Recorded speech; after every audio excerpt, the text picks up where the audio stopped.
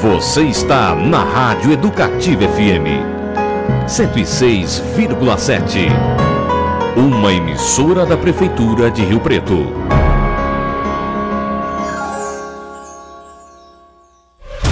Começa agora, Giro Rio Preto. Informação.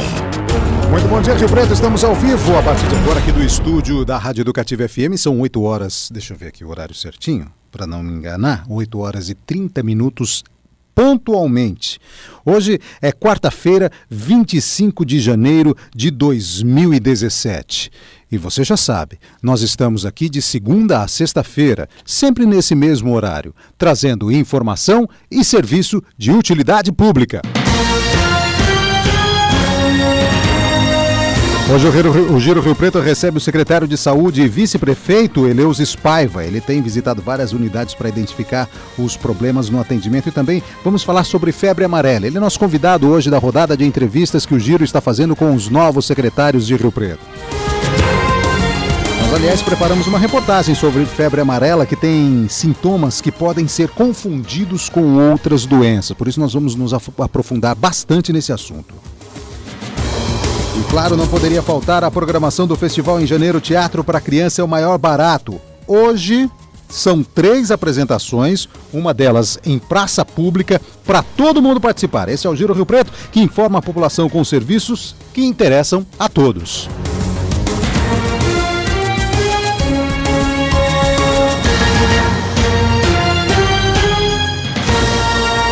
8 horas e 31 minutos agora. Muito bom dia para você sintonizando o 106,7. Este é o Giro Rio Preto que está no ar de segunda a sexta-feira a partir das 8h30 da manhã. Sempre com o maior prazer nós trazemos informação e serviço de utilidade pública, não só para quem mora em São José do Rio Preto, mas para quem mora também nas cidades vizinhas e está aqui todos os dias para trabalho, a passeio, para fazer compras. Aliás, seja muito bem-vindo, viu?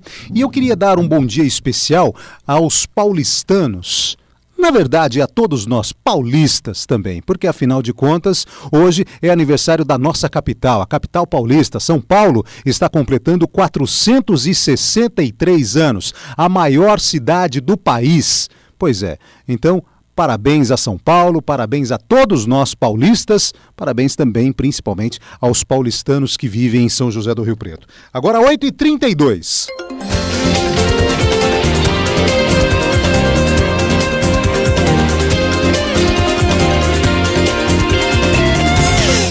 O prefeito Edinho Araújo participou ontem de uma audiência pública para discutir a renovação da concessão da malha ferroviária paulista para a empresa Rumo. O prefeito defendeu a renovação condicionada à construção de um novo contorno ferroviário, desviando o tráfego de trens do centro de Rio Preto. O prefeito argumentou da importância desse desvio para dar mais segurança à população e lembrou o acidente que matou 8 pessoas, todo mundo se lembra, foi uma tragédia em 2013 ali no Jardim Conceição. O prefeito disse ainda que desviar o traçado do trem não significaria a retirada dos trilhos que passam pelo centro da cidade. Isso porque eles seriam reutilizados para o transporte de passageiros e também de turismo nos moldes do VLT, o veículo leve sobre trilhos. Uma nova audiência está marcada para discutir o assunto amanhã em Brasília.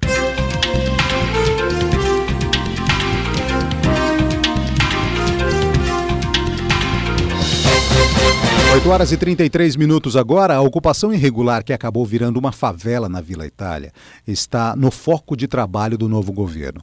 Uma comissão multidisciplinar foi formada entre as secretarias para atender os moradores. Josi de Sá. Uma comissão formada por integrantes de várias secretarias foi criada nesta semana durante uma reunião no gabinete do prefeito Edinho Araújo, com o objetivo de cuidar da situação das famílias que estão numa ocupação irregular no bairro Vila Itália. O prefeito determinou que os auxiliares tomem as providências acordadas com o Ministério Público e a Defensoria para realizar um diagnóstico de vulnerabilidade social e o recadastramento das 276 famílias da favela da Vila Itália. A secretária da Habitação, Fabiana Zanqueta, que é a coordenadora do grupo, falou à Educativa sobre as providências que estão sendo tomadas em relação à ocupação. Nós assumimos agora praticamente 20 dias e esse é um dos temas que estão aí na nossa agenda de atuação efetiva, né? Então, nesses primeiros 20 dias a gente tomou ciência do que está acontecendo, do cenário, porque esse é um cenário que já vem aí praticamente 2 anos. E aí a gente tem que dar uma resposta para o Ministério Público quanto ao perfil social e encaminhamento. Então, o prefeito entende que por bem que a gente faça uma comissão entre as secretarias para que a gente possa tratar essa questão da favela, dessa comunidade, de forma multidisciplinar. Fabiana também falou das secretarias envolvidas e como será a atuação de cada uma delas visando o atendimento integral às famílias. As áreas envolvidas são as áreas que têm diretamente atividades ligadas a algum tipo de assistência que essas famílias possam eventualmente ter necessidade. Então, está a educação, que a gente está aí com o ano letivo para começar, a gente precisa saber quais crianças estão matriculadas, onde elas estão, qual era o local de origem, antes, inclusive, de elas irem para a favela. A gente tem a questão da saúde, inclusive a saúde já tem feito um trabalho muito forte na favela, tanto que ela já fez uma vacinação em massa da febre amarela. Nós temos a Secretaria da Mulher, que nós temos alguns registros de pessoas portadoras de necessidades especiais, que ela vai estar olhando, e também algumas mulheres dão dessa atenção. Nós temos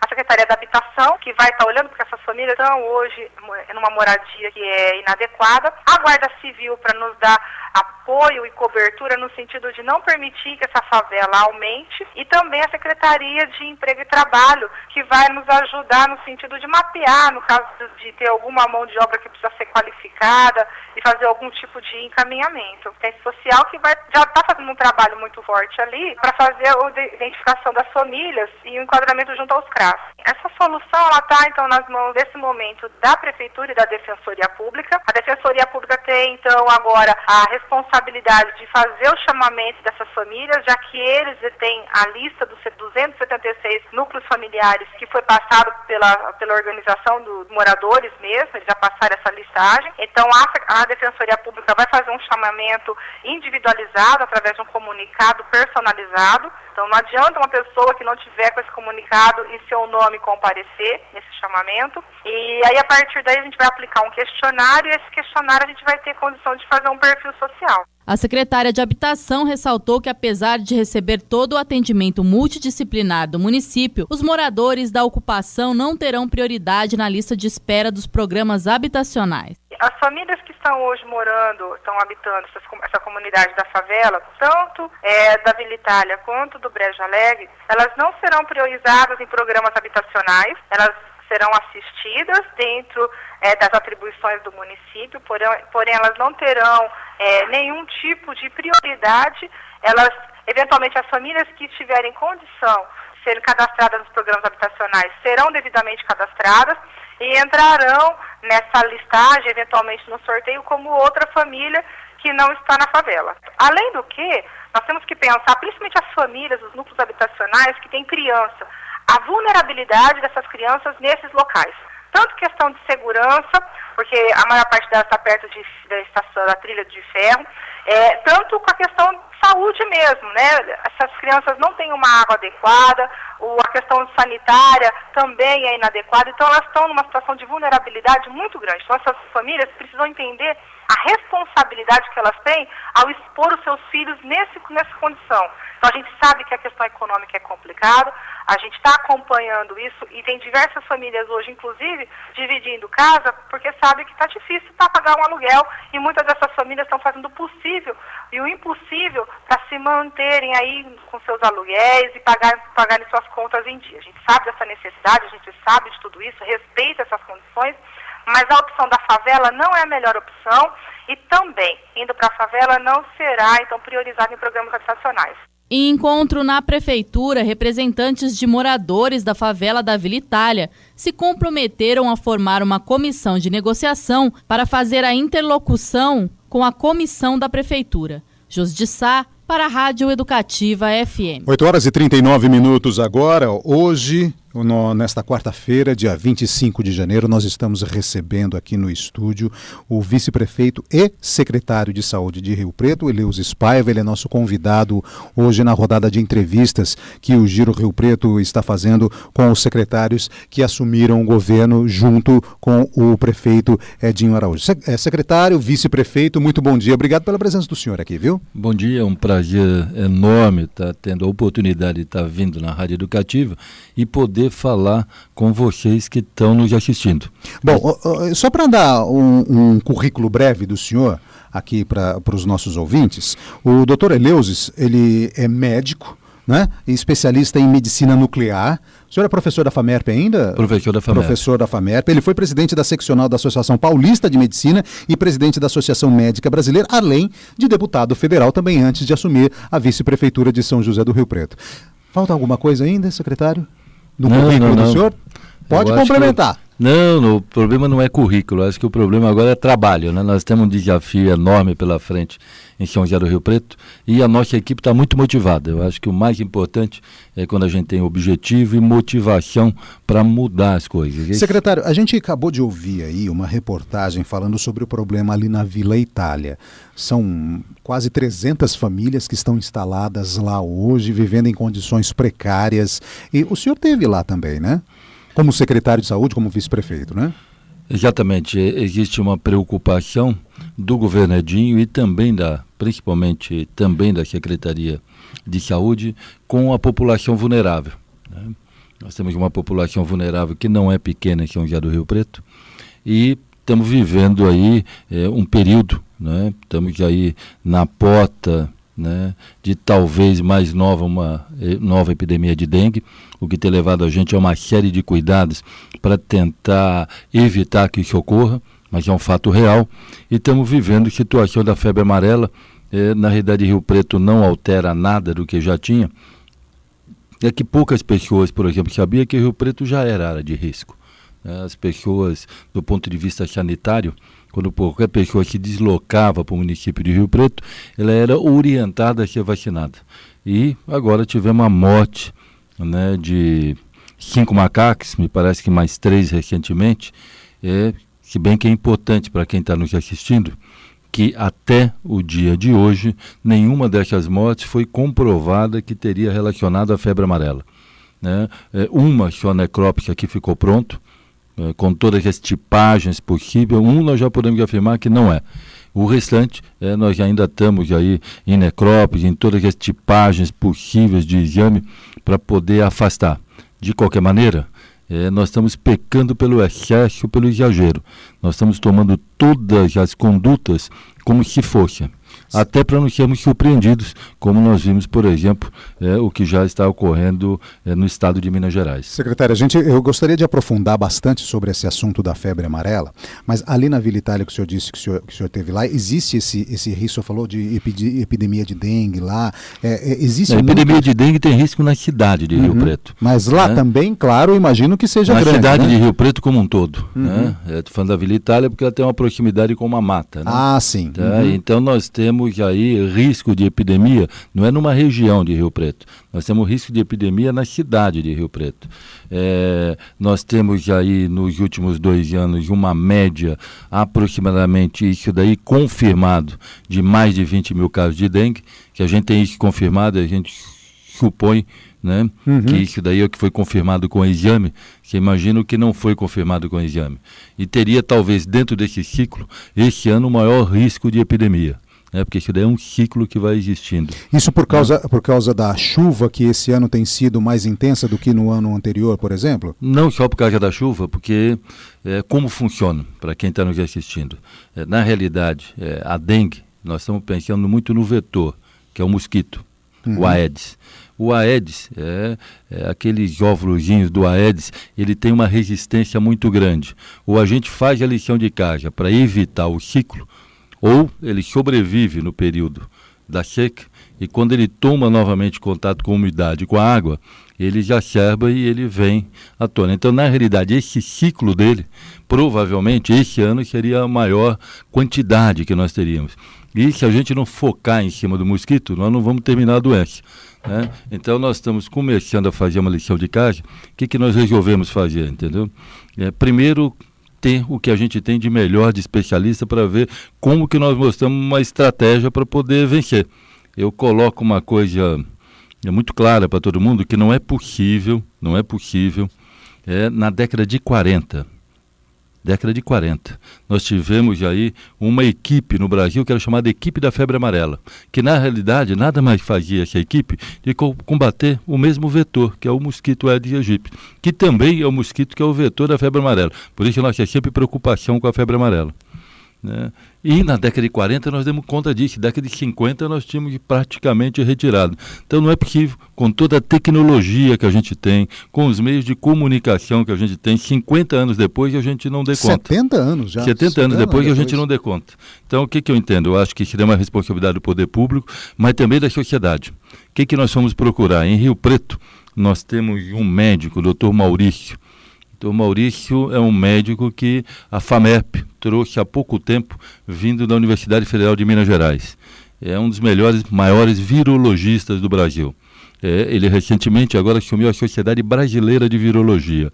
É uma pessoa que é ouvida pela Fiocruz em todas as tomadas de decisão. Sim. Nós fizemos um convênio com a FAMERP, estamos conversando com o professor Maurício, trazendo equipes da Fiocruz também para Rio Preto, para ver qual é a estratégia que nós vamos montar nos próximos 30 dias para poder entrar de frente no combate do mosquito. Caso contrário, nós vamos viver uma das maiores epidemias de dengue que nós tivemos na história de Rio Preto. Então é isso, fazer estratégia. Eu acho que gestão é isso, é ter estratégia para poder combater.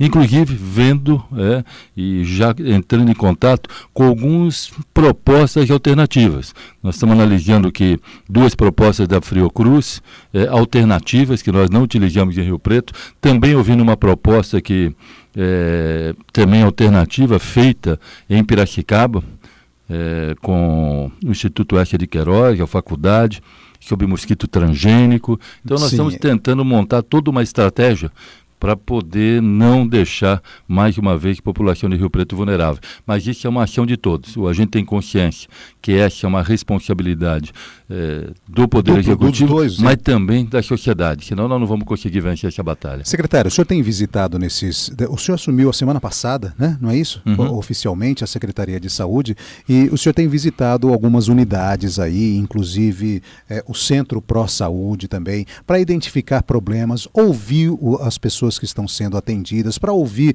os funcionários que trabalham nesses locais. O que o senhor tem encontrado nas unidades de saúde? O que o senhor tem ouvido dessas pessoas?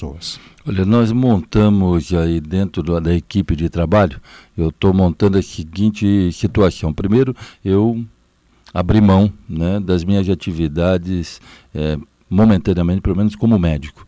Estou me dedicando única e exclusivamente à secretaria.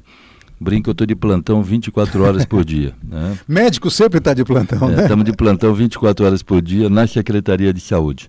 E tomamos a seguinte atitude: na parte da manhã, nós estamos fora do gabinete. Não adianta ficar no gabinete e receber só informações.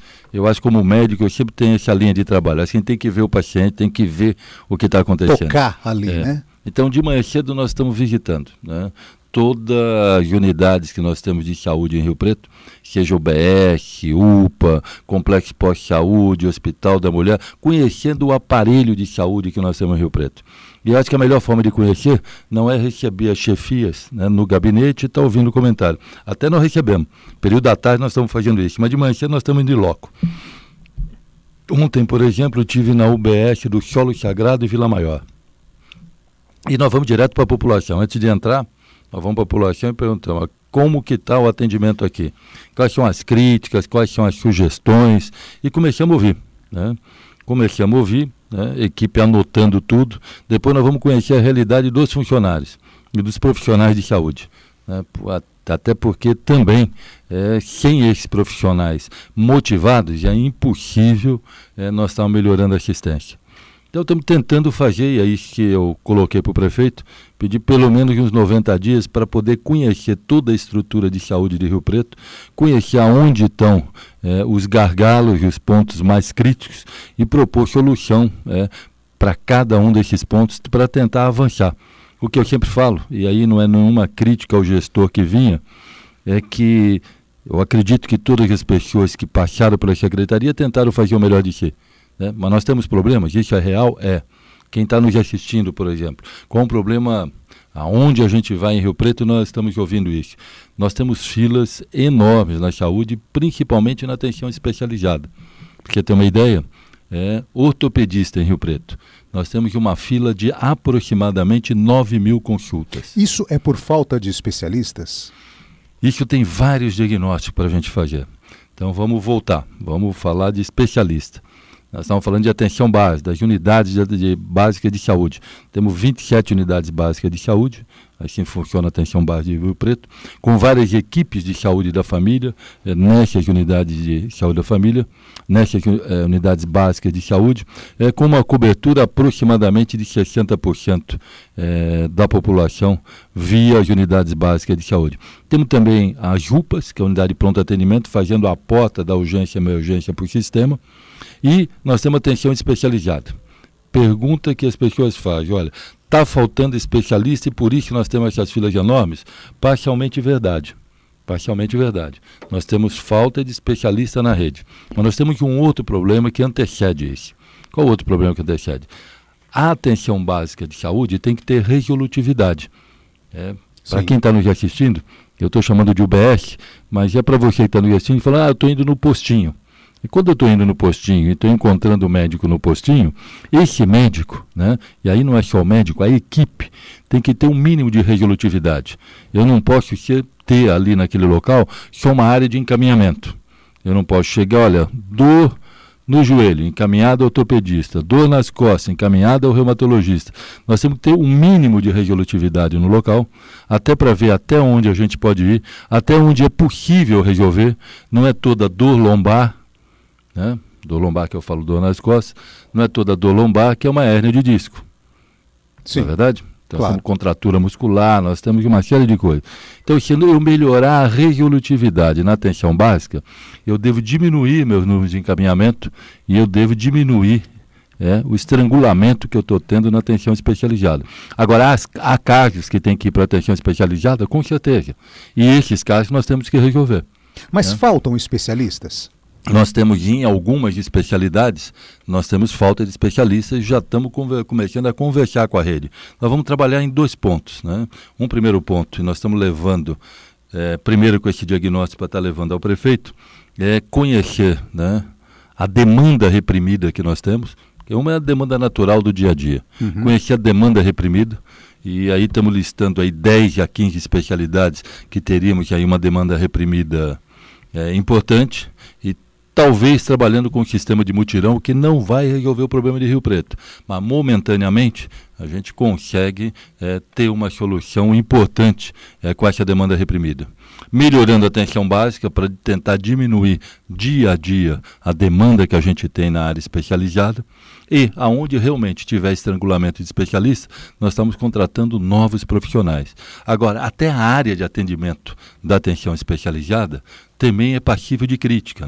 Nós estamos ali no ARE, temos a parte térrea, com um nível de reforma, a parte superior praticamente inabitável, e nós temos que melhorar a condição de trabalho do profissional. Essa é uma grande crítica. Melhora de trabalho da condição. E outra coisa muito importante, eu tenho feito reunião com todos os segmentos que trabalham na saúde para estar ouvindo. Estamos cobrando, mas vamos ter que ouvir também, até porque as deficiências são muito grandes. Eu vejo isso daí, a gente via na campanha, profissional muito desmotivado, e eu acho que nós temos que motivar esse profissional. Inclusive, secretário, o pessoal da comunicação, até a gente está em conversa com eles o tempo todo, e uma das reclamações que eles passaram para o senhor é que a falta de segurança nas unidades de saúde. Nós vamos estar falando isso agora. Eu fiz reunião no primeiro momento, nós fizemos reuniões já com os dentistas, fizemos reunião com os farmacêuticos da rede, fizemos reunião semana passada com os médicos, o prefeito Edinho participou, fiz uma reunião ontem à noite com as enfermeiras da rede. E é unânime em todos esses setores que nós conversamos, e vamos estar conversando com os outros profissionais agora. Agente de saúde, provavelmente semana que vem. Por todos esses setores que nós falamos, você falou um ponto aí fantástico, violência. E isso nos assusta. Eu estou entrando em contato com a Guarda Municipal. No passado, não muito distante, nós tínhamos equipes privadas que faziam segurança desses postos. Nós vamos ter que entrar em contato com a Polícia Militar, estou entrando também em contato com a Guarda Municipal para ver qual a situação e qual é a estrutura que nós temos para dar cobertura. Não vou citar aqui, mas nós temos 3 unidades básicas de saúde, que o pediatra, agora nós estamos colocando novamente, nessa unidade, hoje chega novamente um pediatra, o GO, e um ginecologista. Eles trabalham 2, 3 dias, são ameaçados e vão embora. Nós vamos procurar novamente pediatra, ginecologista, que eu falei, não adianta, a gente coloca, já tem um grupo pré-organizado que vai lá fazer ameaça. Eu não sei se isso é um distúrbio psiquiátrico, se isso daí é uma questão política, se isso só é marginalidade mesmo, mas vão lá e ameaçam os profissionais. Aí, olha, que ameaça, você pega um profissional trabalhando e recebe aí a ameaça de vida. Fala, olha, vou te matar na saída hoje. Se voltar amanhã vai morrer. Então, o profissional não se sente seguro. Então, nós temos que, de alguma forma, senão nós vamos estar conversando com a Polícia Militar, 3 unidades bem definidas já, 3 unidades definidas. Essa nós não conseguimos manter profissional lá por ameaça de vida. Nessas unidades, nós vamos ter que dar prioridade, aí eu espero ter o apoio da Polícia Militar e com certeza da Guarda Municipal, e nas outras unidades nós vamos ter que ter um profissional atuando, até porque não é área para ter conflito, mas segurança é um dever que nós temos que dar não só para a população, como também para os profissionais que estão atuando, que estão ali trabalhando, para poder prestar uma atenção de qualidade à sociedade. Secretário, todos esses problemas que estão sendo identificados agora pelo senhor, o senhor acredita que pode dificultar um pouco a implantação de uma das promessas do prefeito Edinho Araújo, que é o poupa-tempo da saúde? Olha, é importante. Onde eu vou, eu tenho conversado sobre isso.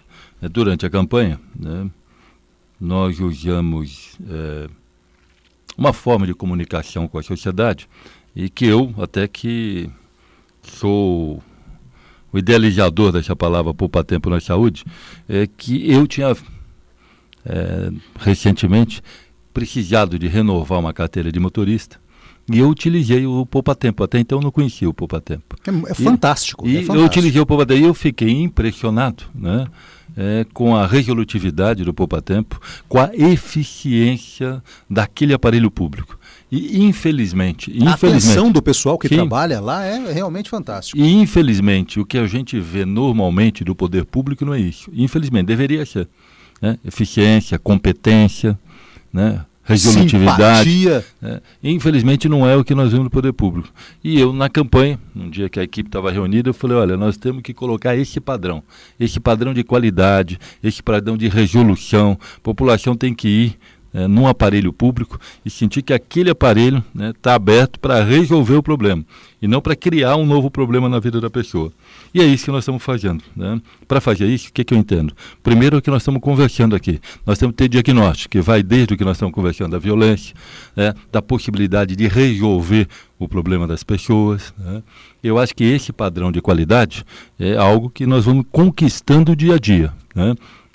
Como médico, primeiro, quando o paciente nos procura, a gente faz o diagnóstico. Sim. Depois propõe tratamento. De vez em quando, nem sempre o tratamento, o primeiro medicamento que a gente dá resolve. Talvez tenha que ter a segunda consulta, mas que nós vamos perseguir a melhoria da atenção à saúde, que nós vamos perseguir a resolutividade do sistema. Então, tudo que nós estamos falando é poupa-tempo, resolver na atenção básica. É uma forma de nós estamos melhorando o atendimento, melhorar os recursos humanos, novas contratações, melhorar a capacitação desse profissional. Então, isso é uma série de atitudes que a gente tem que tomar para, ao longo do tempo, a gente mudar o perfil de que nós temos hoje na saúde de Rio Preto. Secretário, antes do senhor e do prefeito Edinho Araújo assumirem a prefeitura e a administração de Rio Preto, o complexo Pró-Saúde ele foi inaugurado, mas ele não está funcionando ainda. O senhor esteve lá também há alguns dias para saber como é que está a situação. E aí? Eu gosto de falar de setores sem muita crítica, porque senão fica parecendo que nós estamos criticando o passado. Eu entendo que tivemos avanços na saúde, tem uma série de propostas do governo anterior e a ideia é dar continuidade. Acho que não tem que entrar e falar tudo que foi feito é errado, vamos fazer tudo novamente. Não. O que é bom, nós temos que dar continuidade. O que não está bom, nós temos que melhorar. Essa é a visão que eu tenho muito claro. O que está bom, continua. O que não está, vamos melhorar. Complexo Pró-Saúde. A ideia como um todo, eu acho muito boa. Nós tivemos no Complexo Pró-Saúde para poder conhecer. fui junto com a equipe de obras, né, que nós temos, junto com a equipe que trabalha comigo, com médicos, com cirurgiões, com enfermeiras, para poder dar uma passada, conhecer as instalações e ver para que cada setor estava direcionado e poder utilizar isso o mais breve possível. Na primeira andada que eu dei, e aí eu não sou profissional do setor de obras nem nada, nós listamos vários pontos que eram impossíveis. Hoje, por exemplo, nós estamos vendo uma foto que apareceu hoje no diário, que eu não tinha mostrado, não tinha feito nada, mas aonde teoricamente seria o centro cirúrgico, nós estamos com forro aberto. Nós estamos com o rodapé inadequado, então nós já fizemos vários apontamentos na obra para que esse aparelho tem a finalidade com que ele foi proposto, nós teríamos que ter algumas adequações na obra e terminar alguns projetos. Uhum. E isso foi feito alguns apontamentos, e aí são técnicos da Secretaria de Obras nossa, foram 45 apontamentos. Estou chegando agora, eu não conheço o contrato, eu não conheço a licitação, eu só colocamos que, olha, tecnicamente, nós temos 45 pontos que nós temos que adequar para poder ter o funcionamento do qual essa obra foi colocada. Isso foi convocado com a estrutura, com a construtora, foi passado para o departamento de obras da prefeitura, para o jurídico, para poder avaliar o contrato, chamar a construtora, mostrar os pontos e estar fazendo a adequação necessária.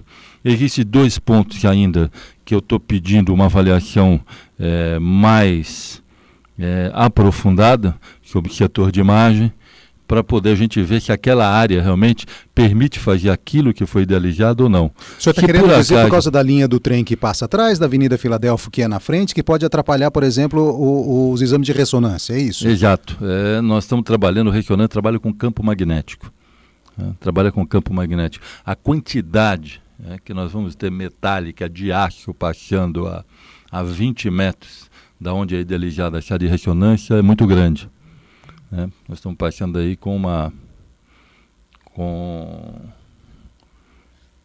todo o trem passando, com toda aquela carga que tem, todo o aparelho. Me parece, no primeiro momento, o que nós temos que fazer, até para quem está nos assistindo. Normalmente, aí qualquer ressonância que você instala, você faz o que nós chamamos de uma gaiola, que é justamente para fazer a blindagem da área, para não ter interferência, Você vai fazer um exame de ressonância, você retira até os metais que você tem para fazer esse exame, por causa do campo magnético. Agora, você imagina com essa quantidade toda de aço.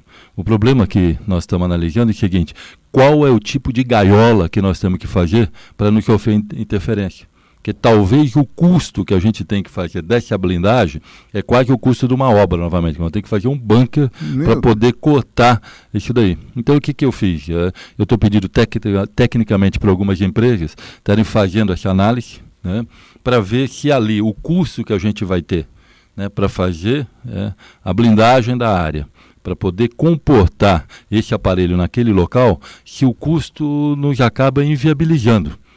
Mas o que é muito importante, até para falar, e para não ficar crítica que outras gestões, nós temos inúmeras eficiências de área na área de saúde. Olha, se não puder pôr a ressonância ali, não tem problema, não é que vai perder. O complexo de saúde vai funcionar. Pode ser que não tenha ressonância ali. E nós vamos ter que redimensionar, talvez, em algum outro ponto da rede. Na verdade, nós temos outros prédios na rede, a gente pode dimensionar para outras áreas. Então não significa que, olha, porque não cabe, tudo vai ser jogado por água abaixo. Não, talvez a gente não consiga colocar naquele local, porque o custo que nós vamos ter para poder fazer a blindagem da área, para não ter interferência, seja um custo muito elevado. As empresas que nós temos procurado, 3 empresas que vendem aparelho, todas elas me colocaram: doutor, o custo é muito grande, só quer que continue fazendo a avaliação. Me pediram aí uns X reais para continuar fazendo a avaliação da blindagem inteira, mas todas as 3 empresas falaram: olha, o custo vai ser elevado, só quer que faça a avaliação. Nós estamos analisando que talvez a gente tenha até que faça para poder documentar, talvez a gente até faça, mas nós já sabemos que o custo vai ser muito elevado. Vai ter perda? Não, eu acredito que vai ter perda. A única coisa que nós vamos ter que chegar à conclusão que ali, especificamente naquele local, a gente não vai conseguir fazer. Aí nós vamos ter que, em mantendo esse projeto de termos um aparelho de ressonância, estar procurando um outro local e talvez dar um outro destino àquela sala para um outro equipamento que não sofra uma interferência de campo magnético.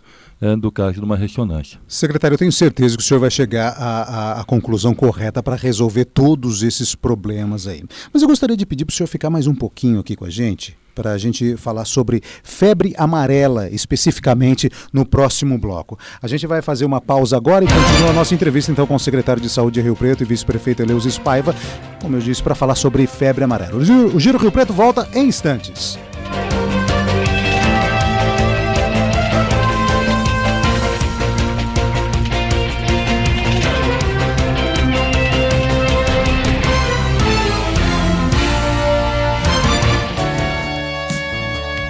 Cento e 106,7 Rádio Educativa FM. Prazer em ouvir música.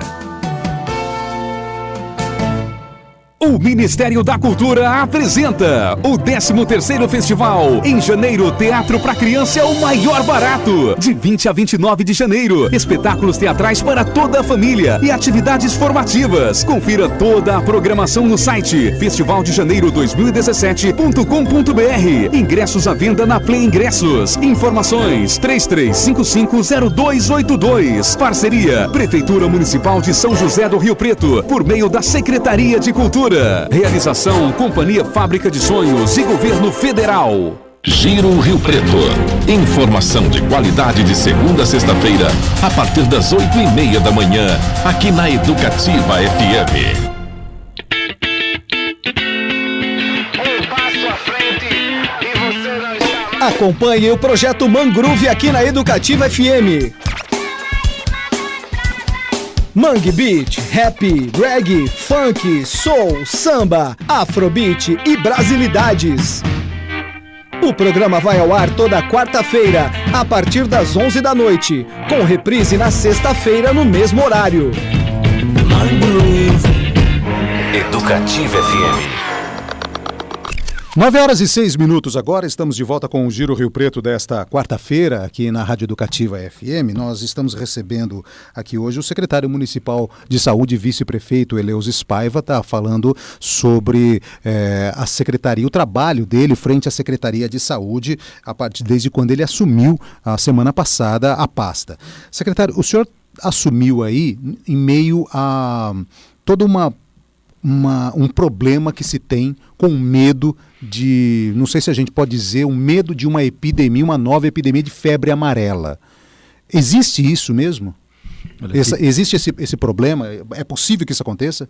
Vamos primeiro por etapas, vamos ver o que a gente está vendo no Brasil. Então, para a população de Rio Preto, muda a situação de Rio Preto? Não. O que tinha em Rio Preto e talvez pouca gente tivesse esse nível de consciência. Se nós pegarmos o mapa sanitário do Brasil, né, Rio Preto era considerado área de risco.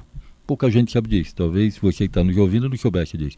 Rio Preto era considerado, ao ponto das pessoas que vinham para Rio Preto se exigir, solicitar, informar que elas fossem vacinadas para a febre amarela. Quem vinha de uma viagem do exterior e marcasse uma viagem em qualquer país do exterior, uma vinda para o Brasil com destino em São José do Rio Preto, era exigido vacinação no país de origem que essa pessoa viesse. Então, você veja só que Rio Preto já era uma área de risco para a febre amarela. A sociedade talvez não se desse conta disso. Seria por causa de um evento que nós tivemos aqui no passado. O que existe hoje? Então, agora vamos fazer a análise de hoje. Como é que está Rio Preto hoje? Hoje, o que nós tivemos? Nós tivemos aí morte de alguns macacos, ali na região do Córrego dos Macacos. Para quem está nos assistindo, vamos fazer a localização. Ali entre o Caique e a Vila Toninho, pegando Cidade Jardim, indo até Vila Ju, e também um ali no Chão Diocleciano. Então, estamos deixando claro 4 regiões de Rio Preto. Esses macacos que morreram... Não é confirmado ainda. Isso que nós vamos falar. Esses macacos que morreram tinham febre amarela? Até agora, não. Que nós conseguimos já fazer todas as tripagens, eu posso lhe afirmar que ele não tinha febre amarela. Esse não tinha febre amarela. O restante está em fase de análise. Mas até o dia de hoje, até agora que nós estamos falando, nem temos nenhuma confirmação de febre amarela em animais na região de Rio Preto. Essa é a primeira importante. Pode falar, mas por que estão tomando todas essas atitudes? Que nós estamos pecando pelo excesso. Nós não resolvemos tomar atitudes como se fosse, mas vamos tratar como se fosse a febre amarela, para não ser surpreendido, como aconteceu em Minas Gerais e em outras localidades, que daqui a 30 dias nós temos uma informação, poxa, poderíamos ter agido antes. Então, isso daí chama-se responsabilidade e contrato público. Então, nós estamos tomando todas as medidas. Que medidas são essas? O que é preconizado hoje pelo Ministério da Saúde e pela Organização Mundial de Saúde? Nas áreas que são consideradas de risco da morte do animal, nós estamos imaginando, e é sempre essa preocupação, é com o vetor, com o mosquito. Esses mosquitos voam em média 100 metros, não ultrapassam 200. Então, a gente faz o que a gente chama de cinturão sanitário, colocando margens para que tenha. E nesse cinturão sanitário, nós estamos primeiro fazendo nebulização, para tentar com a nebulização inseticida, que passa lá no caso da suficiência. Evitar que esse mosquito se desloque. Esse mosquito não se desloca mais do que 200 metros. Então ali nós matamos todos os mosquitos que tem. E estamos fazendo nebulização seriada. Famílias, São Deocleciano, Vila Toninho, Caíque, Cidade Jardim, Vila Ju, vamos ver que essa semana já que passou e essa agora e a próxima que vem, nebulização direta. Nós temos certeza que o mosquito dali não passa e o que surgiu, nós... e se surgir novos mosquitos, não tem problema, que era aquele que poderia ter picado o macaco, que poderia ter febre amarela, que vai deslocar. Então nós já acabamos ali com o vetor para não ter contaminação. Bom, fora isso, o que mais nós fizemos? Fora isso, nós estamos procurando, dentro dessa faixa e até com margem de segurança, população dessa região e orientando na vacinação, que é o que nós vamos fazer a seguir. Deixa eu só interromper o senhor um minuto para falar mais sobre essa vacinação, porque existem ainda muitas dúvidas. A população, como a gente disse aqui, febre amarela não aparece um caso em Rio Preto há mais de 70 anos. Então, existe ainda alguma dúvida, muitas dúvidas que a população tem em relação à doença. Então, nós fizemos uma reportagem aqui, a gente conversou com uma médica para tirar todas as dúvidas da população. Antes da gente continuar essa conversa, a gente vai ouvir essa reportagem. Febre alta, dores musculares, mal-estar e náuseas. Sintomas comuns de quem pode estar com dengue, mas também com febre amarela. Como as doenças apresentam sintomas parecidos já nos primeiros dias de contaminação, o diagnóstico pode demorar a sair. E para entender mais sobre febre amarela, a médica da Vigilância Epidemiológica de Rio Preto, Silvia Neck, explica o que é a doença. É uma doença causada por vírus, que é transmitida pelo mosquito, na mata é transmitida pelo hemagogos e os sabetes, e pode acontecer de ser transmitida na cidade pelo Aedes, o mesmo que transmite dengue, chikungunya e zika. É uma doença antiga, é do tempo da revolta da vacina, muito antiga. Essa doença existe nas matas, a gente não sabe há quanto tempo. Uma doença de matas, e quando o homem adentra as matas, ele tem risco de pegar. Então sempre houve por causa disso. E as pessoas que vão na mata, pegam a doença e vêm para a cidade, se ela estiver naquela fase que ela tem vírus no sangue, o Aedes picou, o Aedes contamina e a doença foi transmitida na cidade. Foi isso que aconteceu há 50 anos atrás, não sei exatamente quanto. Mas há muitos anos que a gente não tem mais a febre amarela na cidade. Então é só quando pessoas adentram matas e se expõem a risco. Então o homem é um hospedeiro acidental. A doença circula na mata nos animais que residem naquela mata. Acontece que tem várias coisas. Nós invadimos as matas, construímos nossas casas, os mosquitos se adaptaram às nossas casas, Então o risco os macacos vieram para a cidade, então eles circulam também, Ele pode ir na mata e voltar para a cidade, então ele também tem risco. E como várias doenças entre nós também existem, de tempos em tempos a gente tem um acúmulo de indivíduos suscetíveis. No caso de dengue, acontece de tempos em tempos, algumas doenças têm aumento de casos. E para a febre amarela nos macacos é assim também, de tempos em tempos aumenta o número de casos, que acumula um número grande de indivíduos suscetíveis que não tiveram ainda, e aí os jovens, eles pegam a doença e aí acontece o que a gente chama de epizotia, um aumento do número de casos nos animais. A médica também fala dos sintomas clássicos da febre amarela. Ela causa um quadro febril, às vezes, no início do quadro, é indistinguível de outras doenças febris. No início, febre, dor no corpo, mal-estar. E 80% das pessoas, em poucos dias, vai melhorar e fica bem. Mas 20% pode evoluir para forma grave. Depois de alguns dias, a febre abaixa, né? E depois ela volta a subir e aí afeta o fígado, rins. E esses casos que evoluem assim são os casos mais graves. Pode dar icterícia, a pessoa fica amarelada quando afeta o fígado, né? Pode dar problemas de mau funcionamento do rim, que a gente chama de insuficiência renal, e principalmente sangramentos. É uma doença que causa inúmeros sangramentos, principalmente no sistema digestório, vômitos com sangue nas fezes, e esses casos são os casos graves que têm assim, muito risco de evoluir para óbito. Os primeiros sintomas da febre amarela podem ser sentidos de 3 a 6 dias após a transmissão do vírus pelo mosquito. A médica da Vigilância Epidemiológica afirma que assim que a pessoa sentir os primeiros sintomas, deve recorrer ao médico e nunca se automedicar. Ela procura uma unidade de saúde, ela vai ser acompanhada e aí, se for necessário, os exames que forem sendo feitos, o acompanhamento clínico, às vezes dá para ter um indicativo de qual doença que é mais provável. O quadro inicial, às vezes a gente não consegue diferenciar de outras doenças, mas depois que ela evolui para icterícia, se ela evoluir para a fase grave com icterícia e sangramento, aí já fica um leque menor de doenças para a gente diferenciar. Na dúvida, não tome o medicamento que não pode ser para dengue, para febre amarela também tem risco de sangramento, então não deve tomar acetilsalicílico, os anti-inflamatórios não hormonais, diclofenaco, esses outros. Então, na dúvida, a gente não sabe exatamente qual doença que é, não vamos tomar esse medicamento. É dipirona e paracetamol, os mais recomendados. Principalmente isso, não se deve automedicar, né? A gente não saber exatamente qual doença que é, então não tomar esses medicamentos. A médica também explica que não existe um tratamento específico para a febre amarela e ressalta que a melhor forma de prevenir a doença é com a vacina.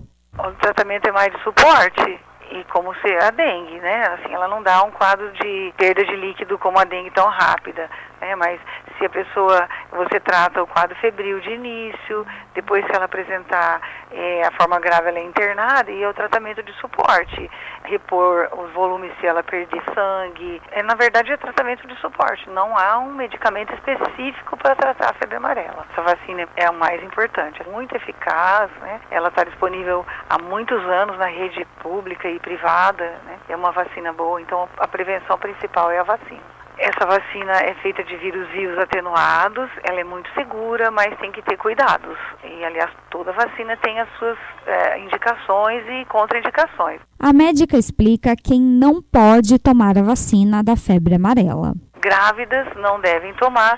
Em casos se nós tivéssemos uma epidemia muito forte, nós avaliaríamos se seria o caso de vacinar grávida, mas de início, grávida não deve tomar. Mulheres que estão amamentando bebês até 6 meses de idade, pessoas que têm deficiência de imunidade, que têm um diabetes muito descompensado, pessoas que tratam HIV ou câncer, que fazem quimioterapia, né? E os idosos, que a gente pressupõe que alguns deles possam ter deficiência de imunidade, então maiores de 60 anos, tem que ter uma avaliação antes de tomar a vacina, principalmente se for a primeira dose.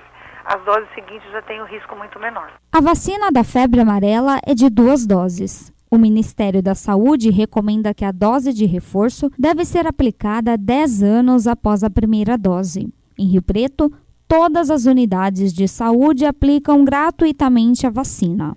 Letícia Greco para a Rádio Educativa FM. Secretário, por conta de todos esses sintomas que nós ouvimos a médica relatar aí da febre amarela e por conta dos riscos de morte que existem também e por conta dos casos de morte que têm sido registrados, principalmente alguns aqui no nosso estado vizinho, Minas Gerais, está havendo essa corrida aos postos de saúde de Rio Preto para tomar a vacina contra a febre amarela? Olha, mas vamos voltar ao que nós estávamos falando, não modifica. Primeiro, nós não temos ainda nenhum caso em animal com febre amarela em Rio Preto. Primeiro ponto. Segundo ponto, o que nós temos de históricos ainda, que nós estamos vendo a nível Brasil, pelo menos as informações que a gente tem, e aqui na nossa região, que é o que mais nos interessa, que nós vamos listar, né, os últimos anos, nós não temos transmissão de febre amarela pelo mosquito Aedes aegypti. Então vamos tentar explicar para a população. Esse mosquito, né, que é hoje o grande inimigo número 1 nosso hoje, em Rio Preto, eu acho que no Brasil, ele tem o que a gente fala aí, carrega uma arbovirose. São 25 vírus que esse mosquito pode levar e transmitir. Onde está Zika, chikungunya, dengue, febre amarela, nós temos uma arbovirose, 25 vírus, né? Esse mosquito pode transmitir. Só que esses casos que nós estamos vendo de febre amarela em animais é com outro mosquito que vive na mata, é um mosquito que não é de área urbana, que vive mais ou menos nos topos das árvores, que é o Haemococcus, que esses são responsáveis por essa transmissão, que nós não temos na zona urbana e que também nós não temos nenhum caso ainda registrado. Então, aparentemente, nós temos aí uma fotografia muito clara. Quais são as preocupações e as medidas? As medidas que nós estamos tomando, nós estamos falando. Agora, falando de vacinação. O que é importante para quem está nos ouvindo? Os dados que nós temos da Secretaria, na parte de vigilância epidemiológica, com os registros de São José do Rio Preto, nós temos registrados com uma cobertura vacinal, 91% da população de Rio Preto tem cobertura vacinal. Ou seja, que já tomaram a vacina. Já tomaram a vacina e estão com cobertura vacinal. Isso nos últimos 10 anos? Não, nós estamos fazendo todo o levantamento da cidade. Isso é histórico da cidade. Uhum. Então, quando eu falo que tem cobertura vacinal, provavelmente as pessoas que estão nos ouvindo, elas têm cobertura vacinal. Eu vou dar um dado, por exemplo, ontem eu estava no UBS do Solo Sagrado.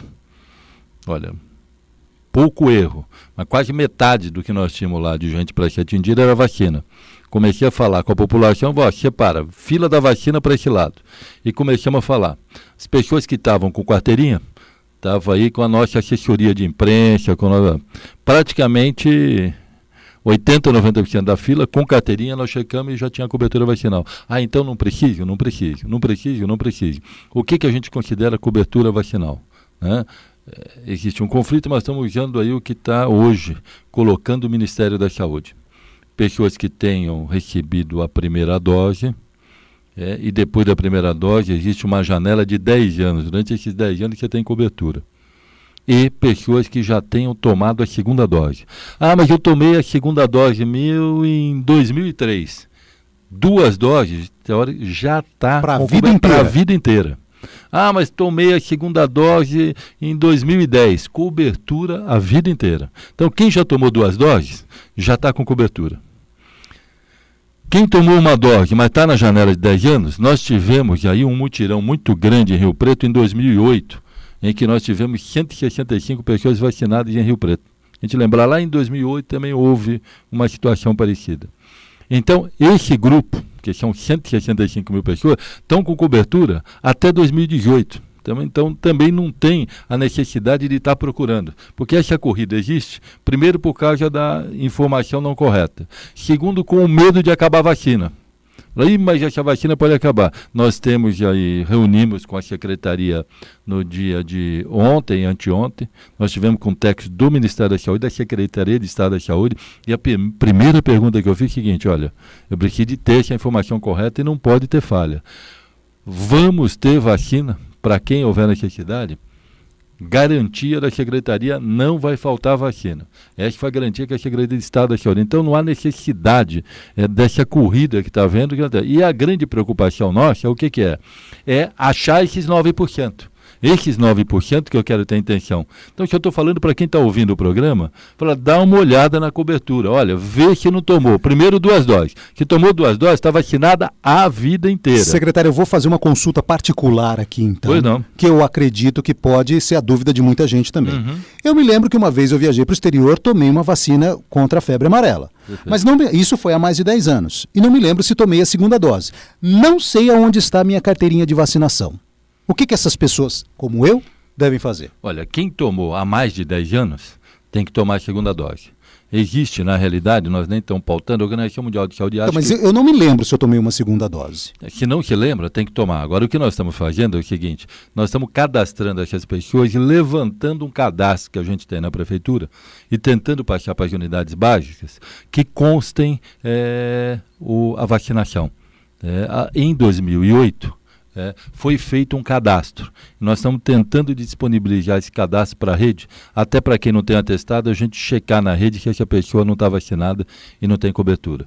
Então você veja que é um dado que a gente já fazia na campanha, que era muito, que nós discutimos isso muito na campanha, a importância da gente utilizar hoje o que nós temos mais importante, informática na saúde. Porque se a gente tem o cadastro dessas pessoas com número, com prontuário, mesmo que a pessoa não tenha na mão, a gente procura, acha e pode dar informação segura. Então esse é um alerta para a gente para o futuro. Quem está tomando vacina, nós já estamos montando um cadastro, informatizando esses dados, para que no futuro, quando precisar, a gente possa recorrer a isso e ter uma informação segura para poder estar orientando. Quem tem dúvida, que faça a segunda vacina. Mas procure em casa, porque pode não haver necessidade. Essa dica para quem está ouvindo. 91% da população de Rio Preto, pelos dados da Vigilância Epidemiológica, estão com cobertura vacinal. O importante é a gente achar esses 9% e as pessoas que estão se deslocando para Rio Preto. Porque nós temos aí uma população flutuante em Rio Preto. Essas pessoas nós estamos indo a campo procurar. Porque essa população flutuante, essa sim, entendeu? Com certeza está sem cobertura. Por ser área de risco, ano a ano, nós estamos fazendo a captação e vacinando as pessoas com febre amarela. O problema é que as pessoas que vêm de outra região, essas medidas não são tomadas. Pessoas que vêm por região que não tem nenhum grau de suspeita, ninguém é vacinado. Então essas pessoas, realmente estão sem cobertura vacinal. Então nós temos que estar procurando a população que migrou, nós temos uma migração grande, por isso que agora você vai entender porque que nós fomos para a Vila Itália. Porque além de ser uma população vulnerável, são pessoas que vieram oriundo de outras regiões para Rio Preto. Então as pessoas que nós consideramos vulneráveis na sociedade e pessoas que migraram de outra região para Rio Preto, esse tem sido o alvo da vacina. E na área de risco, só para terminar isso daí, naquele cinturão, não é área de risco, naquele cinturão que nós fizemos epidemiológico, o que nós fizemos nesse cinturão? Nós estamos indo nas casas e orientando. Nós estamos com 280 gente nas ruas, orientando primeiro nesse cinturão, fazendo inclusive o trabalho de fim de semana, de sábado e domingo, fazendo o trabalho, orientando, olha, você tem a sua carteirinha vacinal, vamos olhar junto, até para orientar quem precisa, quem não precisa, porque nesse momento é muito bom orientar para não criar o pânico. E as pessoas podem falar, mas tem gente que não mora no cinturão, mas trabalha nele. Que nós estamos indo a campo, nas empresas e vacinando nas empresas. Então todas as medidas estão sendo tomadas com um protocolo extremamente rígido para que nós não sejamos pegos de surpresa. Mas o mais importante, então, nesse momento é que as pessoas procurem a carteirinha de vacinação e olhem a carteirinha de vacinação se elas estão imunizadas ou não. Se precisam, se tem as 2 doses, não precisa tomar vacina. Se tem uma dose só, vai lá e toma só mais uma dose e pronto. Ontem, por exemplo, eu tive vários casos e fui procurado. Ontem eu passei o dia em unidade básica de saúde, olhando isso daí. São Diocleciano, a família São Diocleciano também, e muita gente falando, não, doutor, eu tomei a primeira dose em 2015, não, deixa eu já tomar a segunda dose, eu quero ficar tranquilo. Não precisa, é isso que nós temos que orientar, não precisa. Olha, tomou as 2 doses, quem tomou a primeira dose de 2008 para cá, não precisa tomar a segunda dose agora. Isso daí é quem está, primeira dose de 2007 para baixo, e quem nunca tomou a vacina. Provavelmente, volto a falar, quem está nos ouvindo, 91%, esse é o dado que a gente tem, 91% da população de Rio Preto tem cobertura vacinal. E da nossa região, o dado que nós pegamos com a Secretaria de Estado, a nossa região está aí entre 83% com cobertura vacinal. Quando falo nossa região, indo de Jales, Jacatanduva, mais ou menos a cobertura vacinal da região está em torno de 83%. É um número considerável. Considerável. Até para a epidemia, você trabalha com uma malha de segurança quase impedindo uma área epidêmica. E se na região está 83%, Rio Preto está a 91%. Agora, ir atrás desses 9%, identificar esse 9%, esse realmente tem sido toda a nossa energia, nós estamos voltando para isso. Secretário, o senhor disse para a gente que estava fazendo as visitas nas unidades de saúde durante o período da manhã. Hoje o senhor vai visitar alguma? Olha, hoje você me tirou, talvez desculpa, eu não vá. Secretário, desculpa. Hoje você me tirou, eu talvez não possa ir, né? Já são 9h30, a gente começa as visitas 7h30, 15:45, justamente para pegar as pessoas chegando nas unidades e fazemos isso até 11 horas da manhã. Talvez hoje eu não faça, mas se a gente não fizer, né? Hoje, talvez no final do dia, a gente esteja visitando alguma unidade de pronto atendimento. A ideia é sempre estar na rua e sempre estar ouvindo a população. Tá certinho, secretário. Então não vou tomar mais o tempo do senhor. Eu gostaria muito de agradecer a sua presença aqui para dar todas essas explicações que são muito importantes para toda a população de São José do Rio Preto, porque afinal saúde é uma coisa que interessa a todo mundo mesmo, todas as pessoas que vivem, trabalham e que visitam São José do Rio Preto. Então eu gostaria de agradecer essa presença e desejar um ótimo trabalho frente à Secretaria de Saúde aí para o senhor. Olha, eu que agradeço, eu acho que oportunidades como essa são ímpares.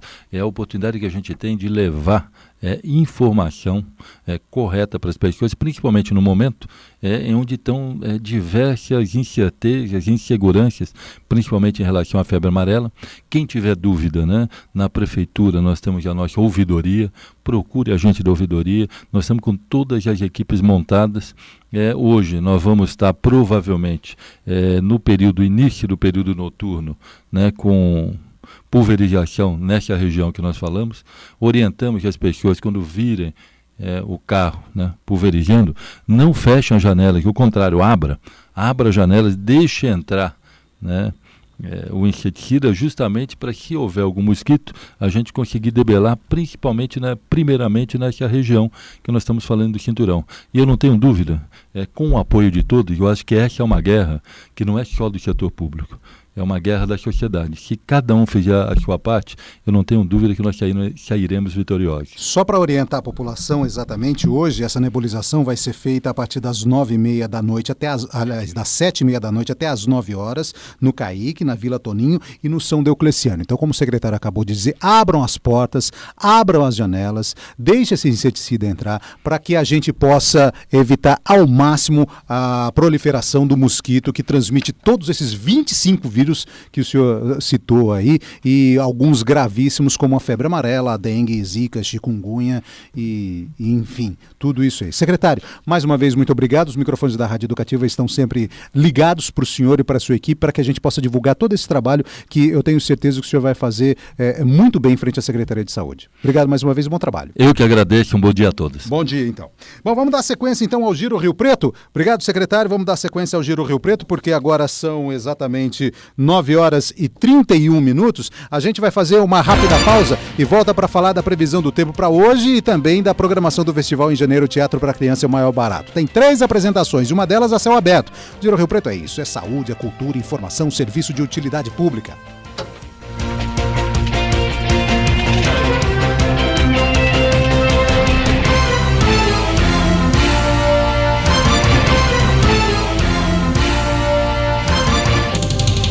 Rádio Educativa FM. Ouça suas músicas preferidas na Educativa FM Rio Preto. Porque eu sei que é amor. É fácil, basta participar da seleção do ouvinte. Faça uma lista com 20 canções e envie para o e-mail educativafm@riopreto.sp.gov.br ou ligue para 3223-7556. O programa vai ao ar todos os sábados às 8 da noite, com reprise às quintas-feiras a partir das 10 horas da manhã. É a sua seleção na nossa programação. Giro Rio Preto. Informação de qualidade de segunda a sexta-feira, a partir das 8h30 da manhã, aqui na Educativa FM. Johnny B. Rock. Uma viagem pelos caminhos do rock and roll. Garanta o seu lugar no 106,7 da Educativa FM. Todos os sábados, às 7 da noite, com reprise às segundas, às 10 da noite. Johnny B. Rock.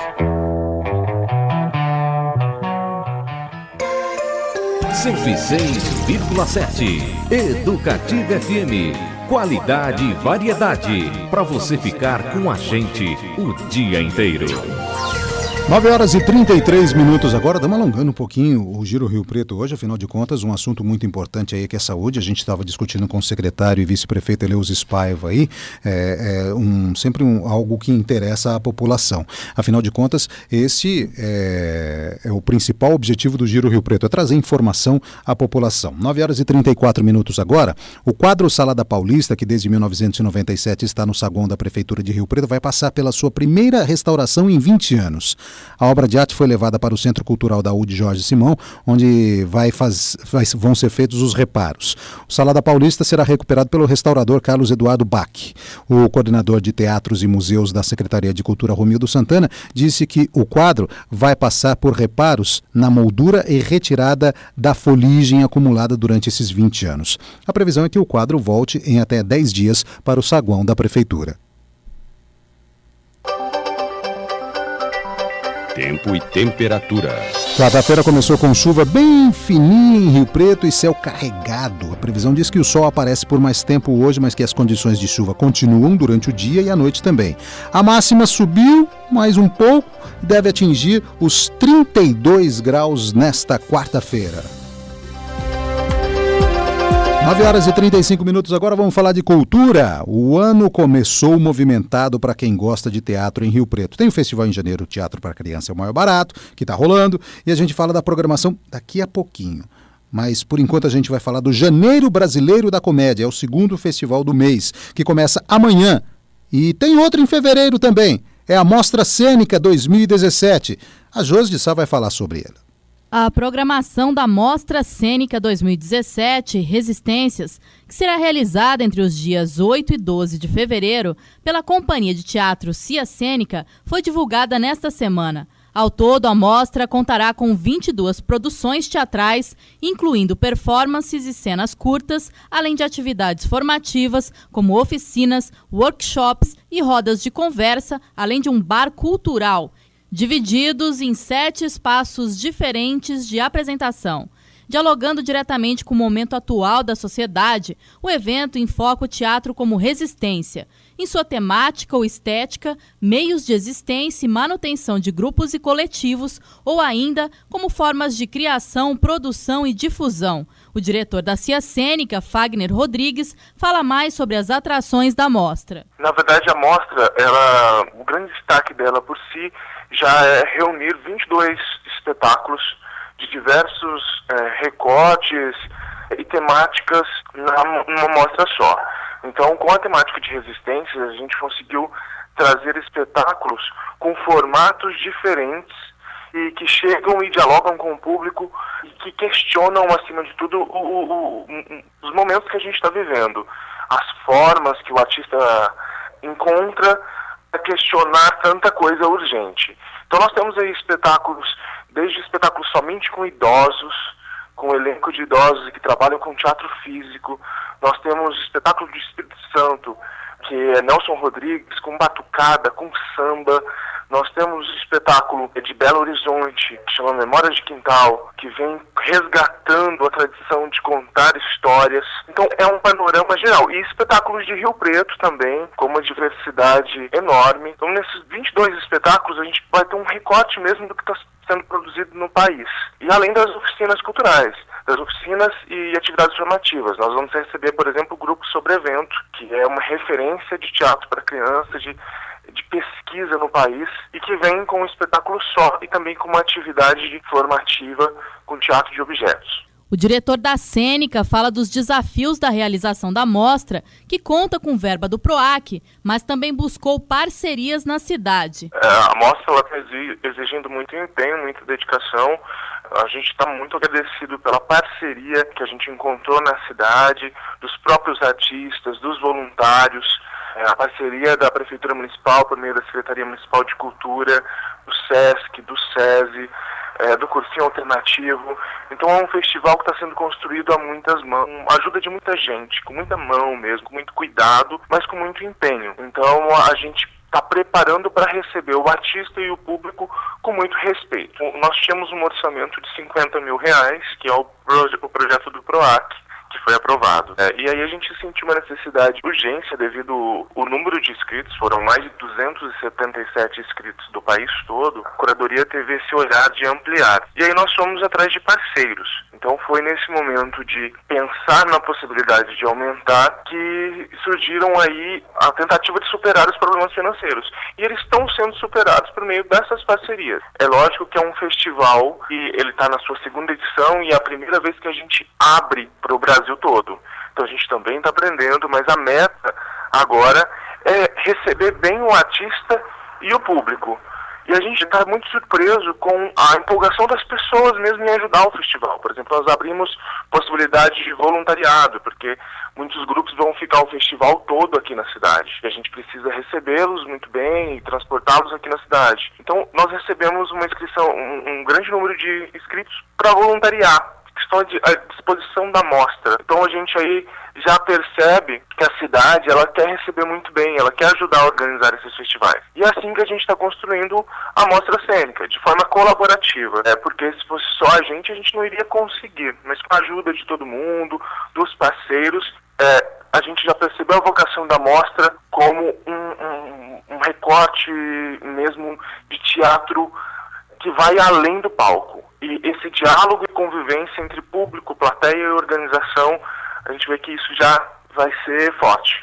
Fagner também falou da divulgação do cronograma completo da mostra cênica, com horários de sessões, que deverá acontecer nos próximos dias. A gente tem um planejamento para a partir do dia 30, aproveitando o finalzinho desses festivais e a entrada do mês, soltar a programação, esparramá-la pela cidade, convidar o público. Então, fevereiro começa com uma divulgação intensa da mostra cênica.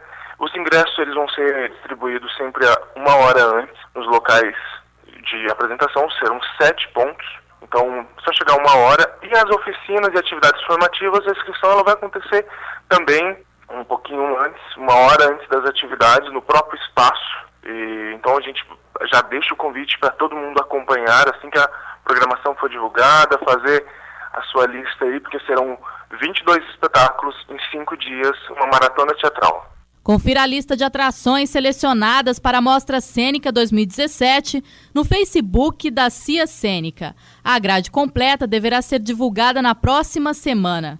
Outras informações também no site da Cia Cênica, www.ciacenica.com.br. Josdi Sá, para a Rádio Educativa FM. 9h41, mas o que está fazendo a garotada se divertir? Por que não? Também os adultos, até este domingo, é o festival Em Janeiro, Teatro para Criança é o Maior Barato. Hoje são 3 espetáculos programados. A Letícia Greco fala um pouco sobre cada um deles. Hoje, os palcos do festival Em Janeiro, Teatro para Criança é o Maior Barato são das companhias Rio Pretenses.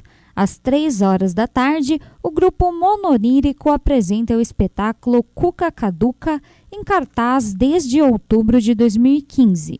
Às 8h da noite, os atores da companhia Girasonhos sobem aos palcos do Teatro Paulo Moura com as aventuras de Pinóquio. O dramaturgo e diretor de Cuca Caduca, Isaac Rui, fala sobre o enredo da peça. O espetáculo vai contar a história de um casal de idosos com Alzheimer, então vai mostrar o dia a dia, como se fosse um dia deles, convivendo com os esquecimentos, as lembranças. Então eles vão se lembrando de eventos do passado que marcaram o encontro deles, vão se lembrando da família, dos filhos que hoje em dia estão longe, ao mesmo tempo esquecendo coisas. Então é um espetáculo que ao mesmo tempo é divertido e emocionante. A gente se diverte com esses esquecimentos, mas também se emociona porque vai falar um pouco sobre a questão do abandono, a questão de como eles acabam vivendo de maneira solitária, né? Também vai falar um pouco sobre a parte difícil, né, dessa questão do esquecimento, que a gente, no início, a gente dá risada, a gente se diverte, mas chega um momento que a gente começa a perceber o quanto isso é preocupante, quando envolve os remédios, quando envolve outros elementos do cotidiano, em que parece que é importante você ter uma sanidade total, assim. O dramaturgo de Cuca Caduca, Isaac Rui, comenta que apesar de a peça tratar de um assunto sério, a linguagem utilizada é bastante lúdica e divertida, sendo um espetáculo para toda a família. O espetáculo é muito leve, é muito lúdico, é divertido, então a gente consegue abordar um tema pesado como esse, falar sobre o Alzheimer, mas de uma maneira tão leve que as crianças saem de lá se divertindo. O interessante de falar sobre isso para a criança é que ela vai compreender mais sobre o respeito com os idosos, as dificuldades. A parte interessante também é que ele provoca um contato com músicas antigas, né? Toda a trilha que conduz o espetáculo, ela traz uma memória que possibilita esse contato da criança com essa música que hoje em dia elas não têm acesso. Já para a terceira idade é uma situação de memória, de contato com algo que hoje em dia não se escuta, esse contato com o passado. Então qualquer pessoa de qualquer idade consegue se divertir, é realmente um espetáculo para a família. Outro espetáculo do festival voltado para toda a família é As Aventuras de Pinóquio, inspirado na obra clássica do italiano Carlo Collodi e em cartaz há 10 anos.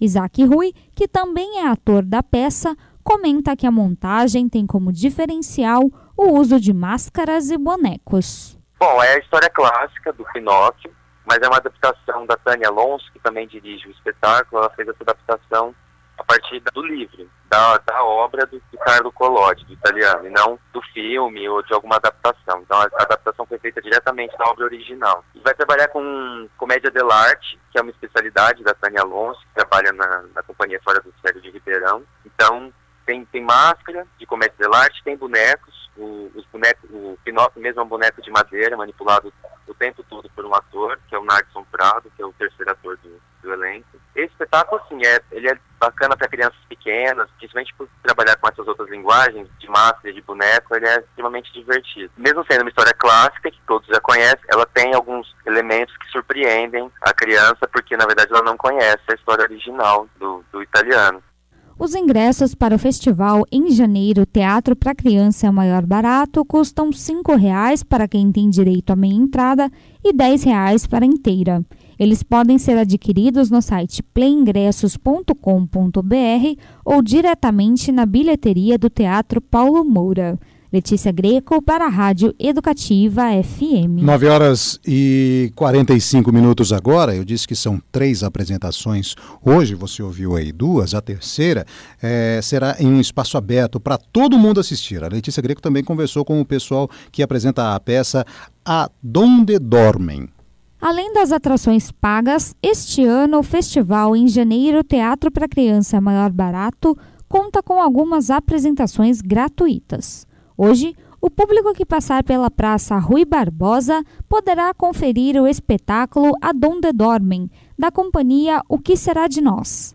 A peça está em cartaz desde abril de 2015 e retrata a história de 2 palhaços que buscam um espaço nas ruas para dormir.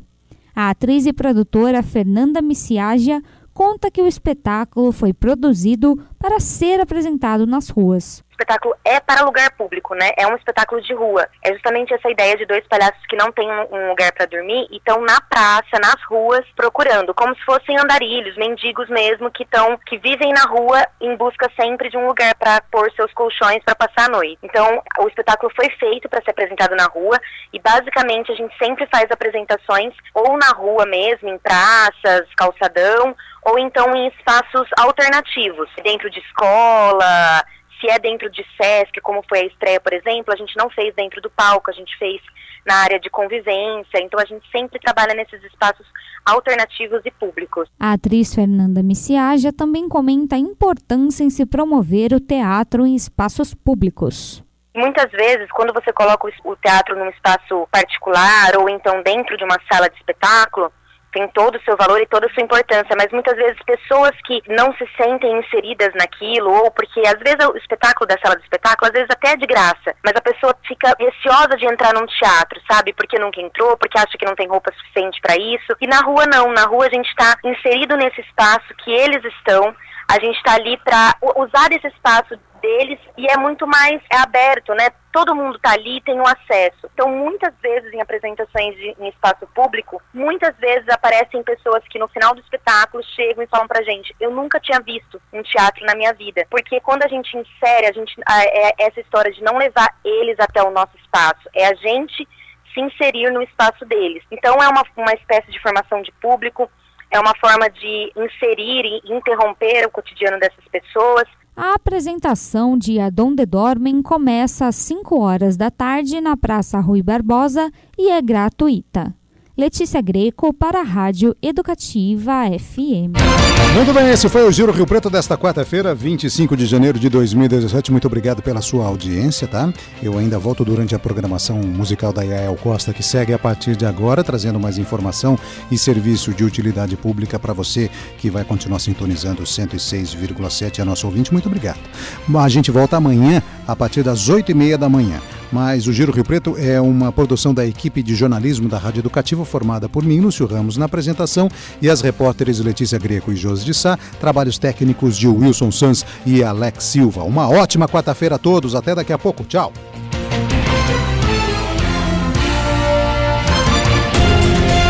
Você ouviu Giro Rio Preto, informação de qualidade. Educativa FM 106,7. Sintonizada no cidadão rio-pretense.